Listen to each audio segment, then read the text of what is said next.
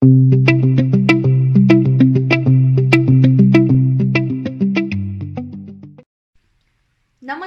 welcome to Shiksha World.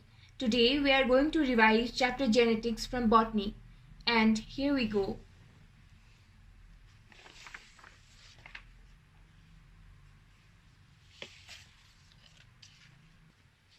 Genetics. Genetics is the study of heredity and variation. Heredity भन्नाले चाहिँ manner of transmission of features from parents to offspring. अनि variation भनेको चाहिँ difference among the individual. The term genetics was given by William Bateson.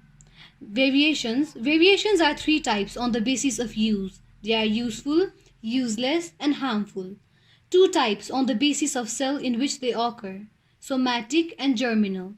Two types on the basis of degree of differences, that is, continuous and discontinuous. The variation को टाइपमा चाहिँ म अब brief introduction intro दिन्छु होइन. अब variation तीनटा टाइपको हुन्छ on the basis of use. Useful, useless र हार्मफुल. युजफुल भनेको चाहिँ जुन कुराको चेन्जले चाहिँ आफूलाई इन्भाइरोमेन्टमा रेजिस्ट गर्न सकिन्छ त्यसलाई चाहिँ युजफुल भनिन्छ. अनि जुन कुराले चाहिँ न त इन्भाइरोमेन्टमा केही हानि त्यो चेन्जले न त इन्भाइरोमेन्टमा केही हानि पुऱ्याउँछ न त त्यसको कुराले केही फाइदा हुन्छ त्यसलाई चाहिँ युजलेस भनिन्छ. र त्यो चेन्जको कारणले यदि हामीलाई हानि पुऱ्याउँछ भने त्यसलाई चाहिँ हार्मफुल भनिन्छ होइन. अब in the cell in which they occur चाहिँ त्यस्तै दुईवटा किसिमको भेरिएसन छ.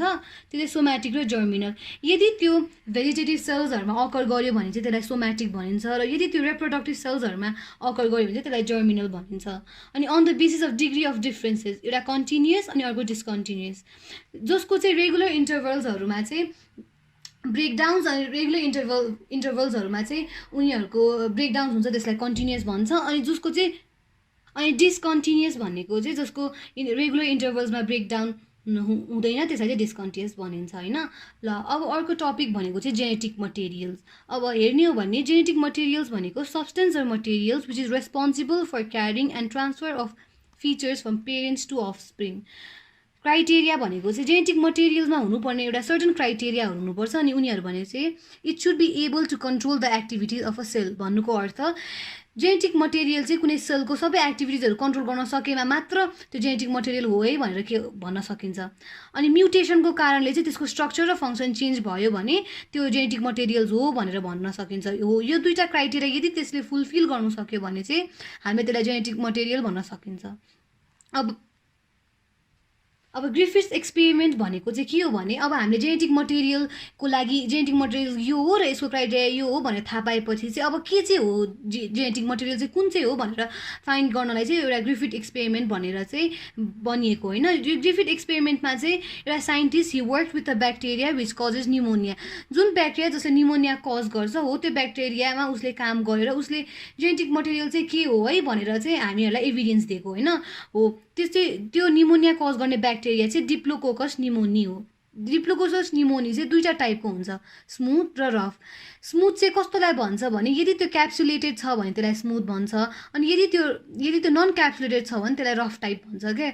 अब डिप्लोकोकस निमोनियाको आफ्नै दुईवटा टाइप हुन्छ होइन, स्मुथ र रफ. यदि बाहिरबाट केही कुरालाई राम्रोसँग चिल्लो पारेर कभर गरेको छ भने त्यो त जहिले स्मुथ हुन्छ.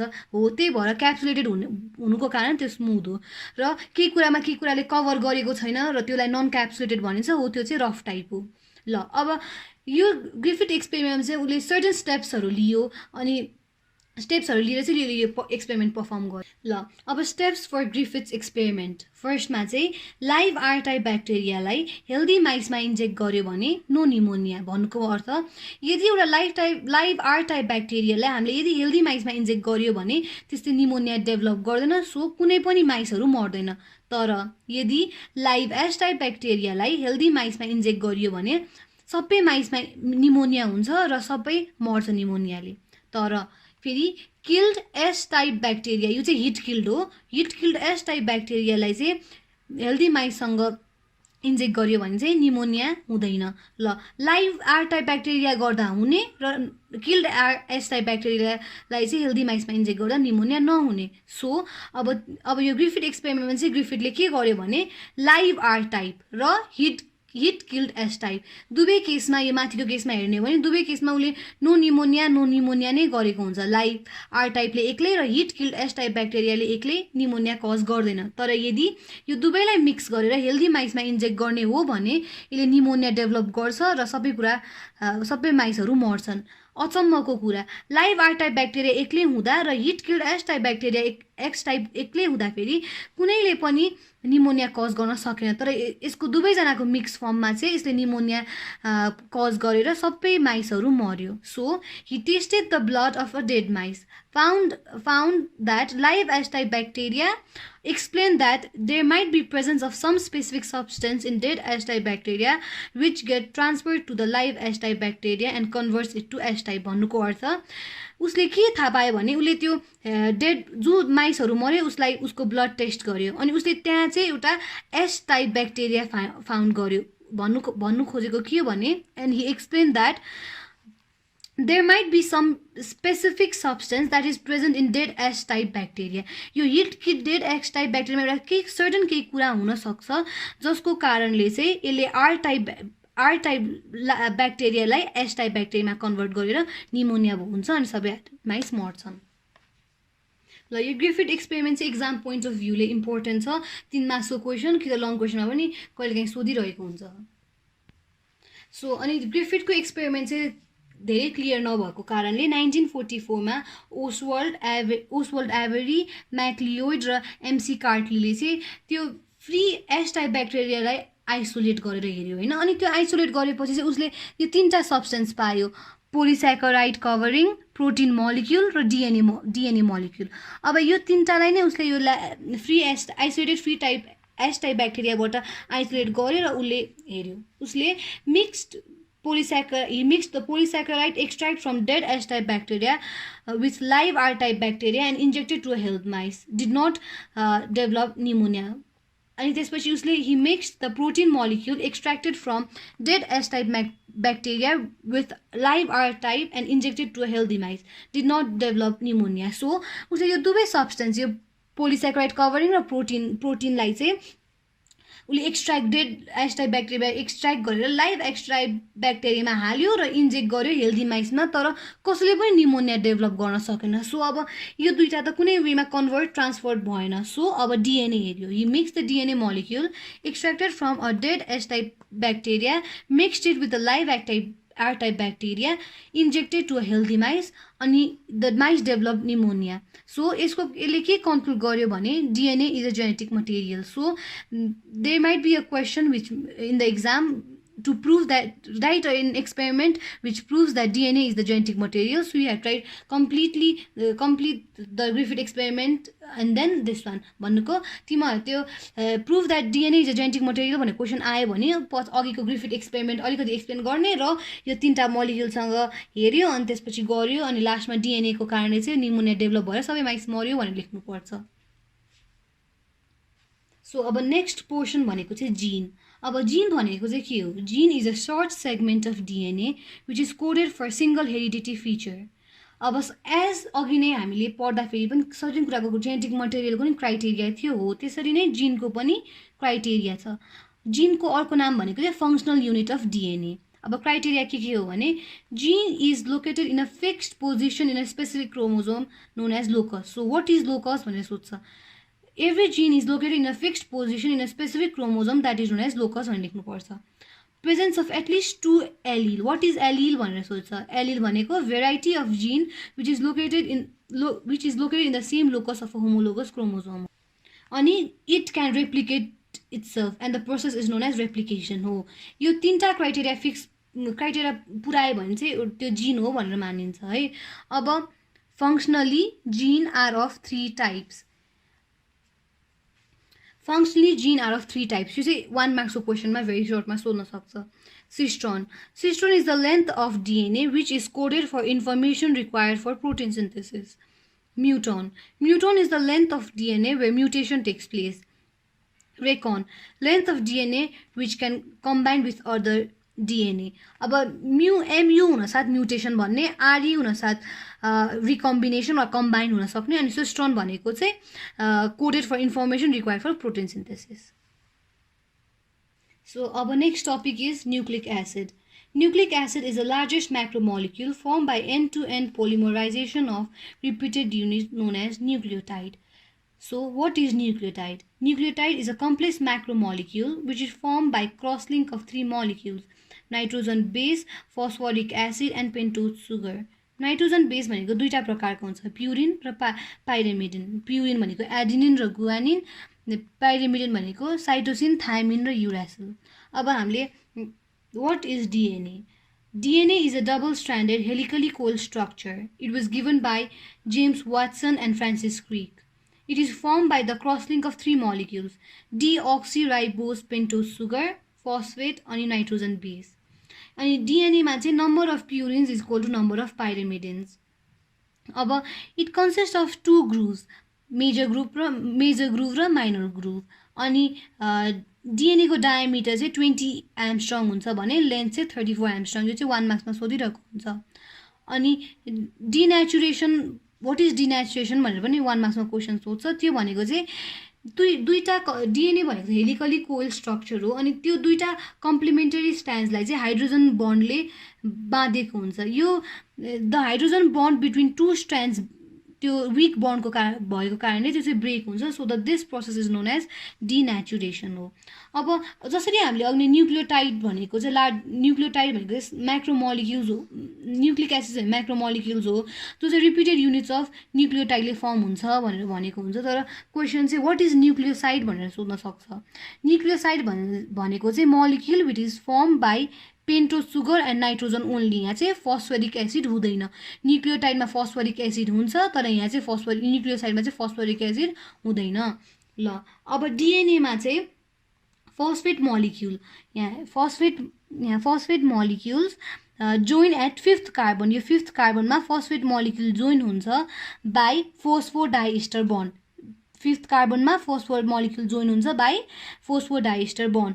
अनि nitrogen bases join at the 1st carbon by glycosidic bond. Nitrogen bases चाहिँ त्यो पेन्टोज सुगरको 1st कार्बनमा चाहिँ बाइन्ड गरेको हुन्छ बाई ग्लाइकोसाइटिक बन्ड. अनि each molecule of pentose sugar joins to another pentose sugar molecule in the 3rd carbon molecule by phosphodiester bond, and the two complementary strands join with each other by hydrogen bond. यो त helically coil structure हो, त्यही भएर त्यो दुईटा 2 स्ट्रान्ड्स हुन्छ त्यसमा, त्यही भएर त्यो 2 स्ट्रान्ड्सलाई चाहिँ बाइन्ड गर्ने भनेको चाहिँ हाइड्रोजन बन्डले हो. अब चाहिँ म आरएनएको बारेमा डिस्क्राइब गर्न गइरहेको छु. RNA is a single standard helically coil structure. जसरी डिएनए चाहिँ डबल स्ट्यान्डर्ड थियो र त्यसलाई हाइड्रोजन बन्डले बाइन्ड गरेको थियो, तर आरएनए चाहिँ single standard helically coil structure हो. यसमा चाहिँ 4वटा नाइट्रोजन बेसेस हुन्छ: एडिनिन, गुआनिन, साइटोसिन र युरासिल. अघिको डिएनएमा चाहिँ युरासिलको सट्टा थायमिन हुन्थ्यो, तर आरएनएमा चाहिँ थायमिन होइन युरासिल हुन्छ. हो, यो चाहिँ इम्पोर्टेन्ट क्वेसन पनि, सर्ट क्वेसनमा पनि सोधिने गरिन्छ. ल, there are 3 types of RNA: rRNA, mRNA and tRNA. RNA र एमआरएनए चाहिँ त्यस्तो खासै सोधिएको हुँदैन, तर टिआरएनए चाहिँ 3 मार्क्समा सोधिने गरिन्छ. त्यही पनि आरएनए भनेको चाहिँ राइबोजोमल आरएनए. यो भनेको most frequently occurring kind of RNA. अनि फङ्सन भनेको it makes site for protein synthesis and helps to bind ribosome in mRNA. अब एमआरएनए भनेको मेसेन्जर आरएनए. मेसेन्जर भन्नासाथ carries message or genetic materials. अब tRNA चाहिँ important छ 3 मार्क्सको क्वेसनको लागि. टिआरएनए भनेको ट्रान्सफर आरएनए हो. Transfers amino acid from amino acid pool to ribosome. and it occurs about 10 to 15% of the total volume, and it is the smallest type of RNA. यो चाहिँ याद गर्नुपर्ने हुन्छ. Transfers amino acid from amino acid pool to ribosome. अब structure, यदि 2D structure हेर्ने भने चाहिँ यो लिफ सेप स्ट्रक्चरको हुन्छ, तर 3D स्ट्रक्चर हेर्ने पर्ने भने चाहिँ यो क्लोभर लिफ सेप स्ट्रक्चरको हुन्छ होइन. अनि यसको स्ट्रक्चर चाहिँ यस्तो हुन्छ: 2D मा चाहिँ लिफ सेप अनि 3D मा चाहिँ क्लोभर लिफ सेप स्ट्रक्चर हुन्छ. अब यो चाहिँ 5 to 3, 5 यहाँ 5 कम्प्लिमेन्ट्री स्ट्रान्ड या 3 होइन. अब यो भनेको चाहिँ ए साइट हो. ए साइट भनेको acceptor site where amino acid molecule lies. सबसे भन्दा माथिको 3 पार्टमा चाहिँ थर्ड यो 3 भन्ने लेखेको पार्टमा चाहिँ A site, acceptor site where amino acid molecule lies. अब तल जाँदा फेरि यो ठुलो लिफलाई यस्तो यो गोल यतापट्टिको राइट ह्यान्ड साइडको स्ट्रक्चर चाहिँ यो स्ट्रक्चर चाहिँ टियुसी लुप हो अनि ठ्याक्क राइट ह्यान्ड स्ट्रक्चरको यता आर्म जस्तो चाहिँ टियुसी आर्म हो होइन अनि it rise in the 3 and अनि त्यसपछि यो अब यो तलको स्ट्रक्चर यो भनेको एन्टिकोडोन आर्म यो भनेको एन्टिकोडोन लुप अब anticodon loop consist of 7 nitrogen bases 3 in the middle जस्तै यहाँ 3टा चाहिँ युएसी चाहिँ मिडलमा छ अनि अरू चाहिँ साइड साइडमा छ it is the site for the attachment of mRNA to tRNA यसले चाहिँ इट इज द साइडबाट यो चाहिँ लेख्नु नै पर्छ यो एन्टिकोडोन लुपमा अनि त्यसपछि अर्को साइडमा 5 राइटिङ साइडमा हेऱ्यो भने यो चाहिँ डिएचयु आर्म हुन्छ र डिएचयु लुप हुन्छ यो गोलो पोर्सन चाहिँ लुप अनि यो आर्म यो प्रोडन न्यारो पोर्सन चाहिँ arm It lies at the 5 end. It consists of 8 to 12 nitrogen bases and it is a site for the attachment of amino acyl synthesis enzyme. यसमा चाहिँ amino acyl synthesis enzyme हुन्छ so यो चाहिँ 3 मार्क्सको क्वेसनमै आउँछ अब चाहिँ म डिएनए रेप्लिकेसनको बारेमा बुझाउन गइरहेको छु it is the process of multiplication of DNA on its own अघि नै हामीले पढेको थियौँ DNA genetic material has the capacity to multiply on its own so DNA replication भनेको चाहिँ डिएनए मोलिक्युल आफूमै रेप्लिकेट हुन सक्ने प्रोसेसलाई चाहिँ डिएनए रेप्लिकेसन भनिन्छ यो 3टा टाइपको हुन्छ एउटा डिस्पर्सिभ कन्जर्भेटिभ र सेमी कन्जर्भेटिभ बट डिस्पर्सिभ भनेको चाहिँ old DNA molecule disintegrates and new molecule is synthesised यता चाहिँ दुवै ओल्ड मोलिक्युलहरू डिसइन्टिग्रेट हुन्छ र दुवै स्ट्रान्ड्सहरू कम्प्लिटली न्यू खालको मोलिक्युल सिन्थेसाइज हुन्छ त्यही भएर डिस्पर्सिभ भनेको कन्जर्भेटिभ भनेको चाहिँ during this process of DNA replication 2 new strands are formed one from both old strand and the other from both new strand दुईटा मोलिक्युल्स अफ डिएनए फर्म हुन्छ होइन तर एउटा मोलिक्युल चाहिँ कस्तो हुन्छ भने पुरै पेरेन्टल फिचर्स पोजेस गर्ने दुवै ओल्डबाटै आएको हुन्छ र अर्को चाहिँ कम्प्लिट न्यू वान फर्म गरेको हुन्छ त्यही भएर यसलाई कन्जर्भेटिभ डिएनए रेप्लिकेसन भनेको किनभने एउटा स्ट्रान्ड त कम्प्लिट ओल्ड स्ट्रान्डबाट बन्यो सो कम्प्लिट डिएनए कम्प्लिट फिचर्सहरू चाहिँ उमा पोजेस हुने भएको कारणले त्यही भएर यसलाई कन्जर्भेटिभ डिएनए रेप्लिकेसन भनिन्छ अब सेमी कन्जर्भेटिभ भनेको चाहिँ 2 new strands are form each of them possess 1 parental strand and the other new strand so एउटा मोलिक्युलमा दुईटा स्ट्रान्ड हुन्छ एउटा पेरेन्टल एउटा new molecule so 50% of the parental features is possess so it is known as semi conservative DNA replication semi conservative DNA replication चाहिँ long क्वेसनलाई frequently आएको हुने कारणले हामीले चाहिँ यसको मेकानिजम सहित पढ्नुपर्छ होइन सो मेकानिजम पढ्नुभन्दा अगाडि चाहिँ यो मेकानिजममा कतिवटा एन्जाइम्स हुन्छ कस्तो एन्जाइम र त्यसको फङ्सन चाहिँ के हो भनेर पहिला बुझौँ है त enzymes involved in semi conservative DNA replication are helicase topoisomerase primase SSB protein DNA polymerase and DNA ligase अब हेलिकेज भन्न साथ it cuts the hydrogen bond between the nitrogen bases topoisomerase it cuts and reseals one of the strand during unwinding primase synthesise primer भनेको चाहिँ short segment of RNA synthesise just before the DNA replication SSB protein भनेको single strand binding protein यसले चाहिँ दुईटा स्ट्रान्डलाई bind गरेर राख्छ DNA polymerase forms polymer of DNA अनि डिएनए लाइगेज भनेको joins short segment of DNA which is also known as DNA glues so यो सब एन्जाइम्सहरूको फङ्सन चाहिँ हामीले यो मेकानिजम पढ्दै जाँदा बिस्तारै बुझिन्छ mechanism of semi conservative DNA replication यसमा चाहिँ 6वटा स्टेप्सहरू हुन्छ first step origin of replication site DNA consist of many replication units known as replicons point at which the replication starts is known as oocyte भन्नुको अर्थ डिएनएमा चाहिँ धेरै replication युनिटहरू हुन्छ त्यसलाई रेप्लिकन्स भनिन्छ अनि जुन पोइन्टबाट नै त्यो रेप्लिकेसन सुरुवात हुन्छ त्यसलाई चाहिँ oocyte भनिन्छ next second step is activation of deoxyribose nucleotide in the न्युक्लियसमा चाहिँ डिअक्सिराइबोज न्युक्लियोटाइड चाहिँ मोनोफोस्फेटको फर्ममा प्रेजेन्ट हुन्छ जुन चाहिँ इनएक्टिभ हुन्छ सो यो मोनोफोस्फेटलाई चाहिँ एक्टिभेट गर्नलाई they are converted into triphosphate चाहिँ यसको एक्टिभेटेड फर्म हो by reacting it with ATP molecules in present of enzyme phosphorylase हो यो डिअक्सिराइबोन्युक्लियोटाइड चाहिँ मोनोफोस्फेटमा न्युक्लियसमा प्रेजेन्ट हुन्छ सो यसलाई activated form that is phosphate फर्ममा कन्भर्ट गर्नको लागि चाहिँ यसलाई एन्जाइम फोस्फोराइलेजसँग ट्रिट गरिन्छ in the presence of ATP molecule that is DNP भनेको डिअक्सिराइबोज न्युक्लियोटाइड मोनोफोस्फेट एटिपीसँग रियाक्ट गर्यो in the presence of phosphorylase enzyme यो चाहिँ इनएक्टिभ छ अब यो चाहिँ डिएनटिपी र एएमपी डिएनटिपी भनेको डिअक्सिराइबोज न्युक्लियोटाइड ट्राइफोस्फेटमा कन्भर्ट हुन्छ यो चाहिँ एक्टिभेटेड फर्म हो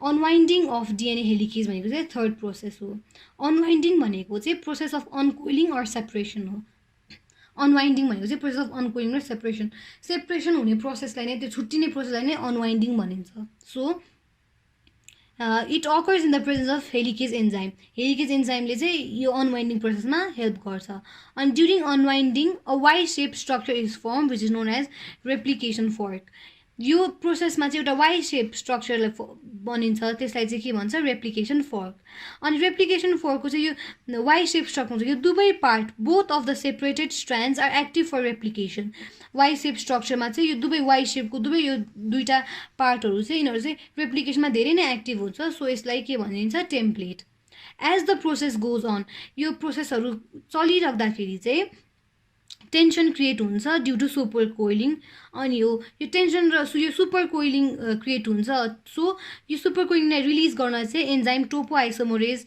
युज हुन्छ अनि त्यसपछि immediately after the process of unwinding अब यो टोपो आइसोमरेज प्रोसेसले चाहिँ अनवाइन्डिङलाई सुपर कोइलिङमा नहोस् है भनेर हेल्प गर्छ अनि एज सुन एज यो टेन्सन रिलिज हुन साथ होइन अनवाइन्डिङ प्रोसेस सकिन साथ एसएसबी प्रोटिन हुन्छ which is use to prevent the process of अनकोइलिङ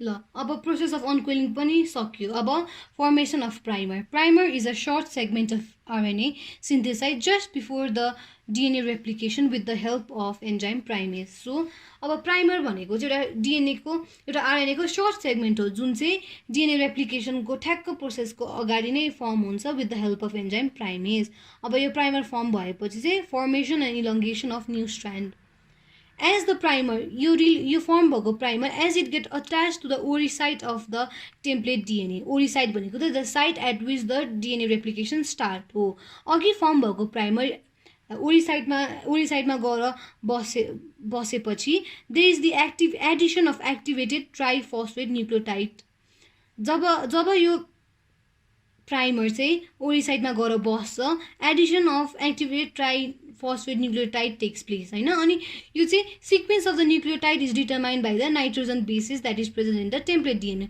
त्यसको सिक्वेन्स चाहिँ कुन सिक्वेन्समा हुन्छ भनेर चाहिँ यो नाइट्रोजन बेसिस जुन त्यसमा प्रेजेन्ट हुन्छ त्यसले चाहिँ त्यसलाई डिटरमाइन गर्छ होइन अनि new bases are added only in 5 to 3 direction on 3 to 5 master grand अब हामीलाई थाहा नै छ two nucleotides join with each other by phosphodiester bond होइन in presence of DNA polymerase enzyme अब यो प्रोसेसमा चाहिँ ट्राइफोस्फेट मोलिक्युल जुन चाहिँ एक्टिभेटेड फर्म छ नि हो त्यसले चाहिँ आफ्नो 2 टर्मिनल फोस्फेट मोलिक्युल चाहिँ रिलिज गर्छ हो यो रिलिज गर्ने प्रोसेसमा चाहिँ large amount of energy is release होइन यो energy is utilize to form phosphodiester bond to join the 2 nucleotides 2 strands run anti-parallel to each other, so 2 new strands form in opposite direction.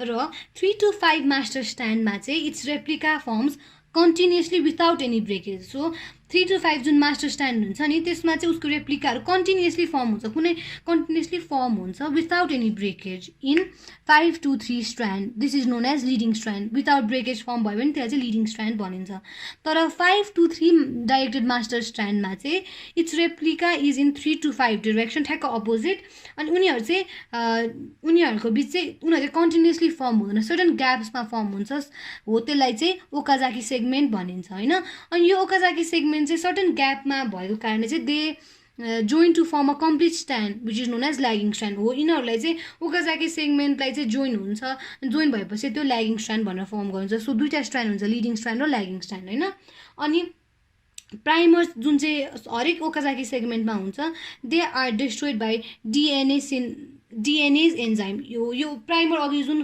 Form भएको छ नि त्यसलाई चाहिँ अब RNA's enzyme चाहिँ brake गर्छ and is replaced by suitable deoxyribose nucleotide. अब DNA ligaseहरूले चाहिँ जुन जुन ग्यापहरू हुन्छ त्यो ग्यापलाई फिल गर्छ अनि यो process of formation and ingression of new strand यही सकिन्छ. अब भनेको प्रुफ रिडिङ, यो चाहिँ लास्ट स्टेप हो.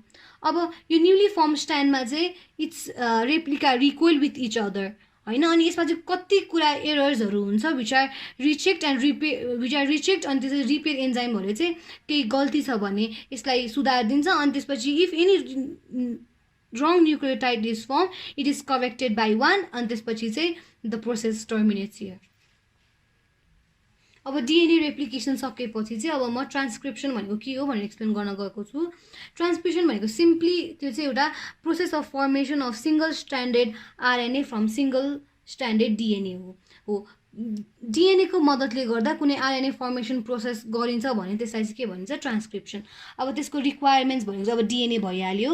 अनि एन्जाइम्सहरू चाहिँ RNA पोलिमरेज 1 2 3, 1 ले RNA, 2 ले mRNA, 3 ले tRNA. अनि यिनीहरूको यो दुईटा फ्याक्टर्स अल्फा र दुईटा फ्याक्टर जान्छ, एउटा अल्फा फ्याक्टर र डेल्टा फ्याक्टर. अब अल्फा फ्याक्टरले चाहिँ it identifies the point of origin, that is the point from which the transcription start. यो अल्फा फ्याक्टरले चाहिँ कुन पोइन्टबाट चाहिँ ट्रान्सक्रिप्सन सुरु हुन्छ भन्ने कुरालाई आइडेन्टिफाई गर्छ भने यो डेल्टा फ्याक्टरले चाहिँ कुन पोइन्टबाट चाहिँ ट्रान्सक्रिप्सन स्टप हुन्छ भनेर चाहिँ डेल्टा फ्याक्टरले आइडेन्टिफाई गर्छ. अब मेकानिजम अफ ट्रान्सक्रिप्सन यो चाहिँ सिम्पली 3 स्टेप्समा छ. Initiation, elongation and टर्मिनलाइजेसन.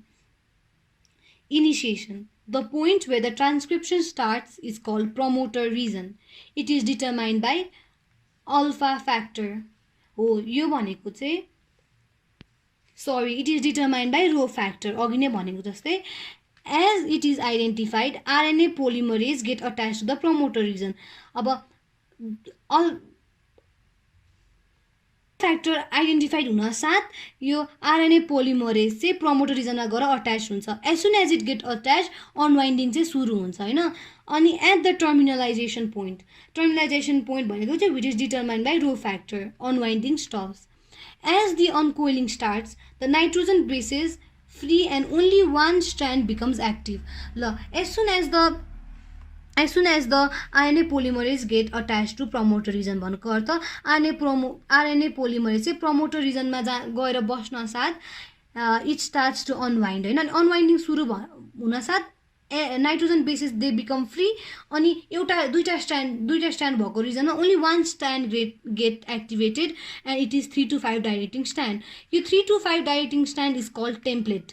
यो जुन चाहिँ एक्टिभेटेड छ त्यसलाई चाहिँ टेम्प्लेट भन्छ. तर and the other which is at rest, जुन चाहिँ एक्टिभेटेड छैन त्यसलाई चाहिँ के भन्छ antisense or nonsense strand. त्यो भनेको चाहिँ 5 to 3 डाइरेक्टिङ हो. अनि elongation and termination. Nucleotide that are present in the nucleus is in triphosphate form. अघि नै हामीले एक्टिभेटेड फर्म भनेको ट्राइफोस्फेट फर्ममा छ. सो न्युक्लियोटाइडमा चाहिँ यिनीहरू न्युक्लियसमा चाहिँ ट्राइफोस्फेट फर्ममा प्रेजेन्ट हुन्छ. अनि it is arrange in the sequential manner which is determined by the nitrogen bases. हो यसको न्युक्लियोटाइडको सिक्वेन्स चाहिँ nitrogen bases which is present in the mother molecule हो त्यसले चाहिँ डिटर्माइन गर्छ होइन. अनि हामीले अघि नै डिस्कस गरेको छौँ they are joined by phosphodiester bond भनेर भनेको छ होइन. अनि यो प्रोसेस चाहिँ कन्टिन्युसली भएको भए गर्छ. यो प्रोसेस चाहिँ कन्टिन्युसली अनवाइन्डिङ प्रोसेस गरिरहन्छ अन्टिल टर्मिनलाइजेसन पोइन्ट नआउँदासम्म यो प्रोसेस कन्टिन्यू भइरहेको छ. अनि after that the RNA release from the nuclear pore and moves to the appropriate place and starts its function. So त्यो पोरबाट चाहिँ यो आरएनए रिलिज हुन्छ अनि आफ्नो फङ्सन चाहिँ स्टार्ट गर्छ. सो हामीले यो स्ट्रक्चर हेर्ने भन्यो भने चाहिँ यो रो फ्याक्टर, यो डेल्टा फ्याक्टर यो यता चाहिँ प्रमोटर रिजन, यता चाहिँ टर्मिनलाइजेसन रिजन हो.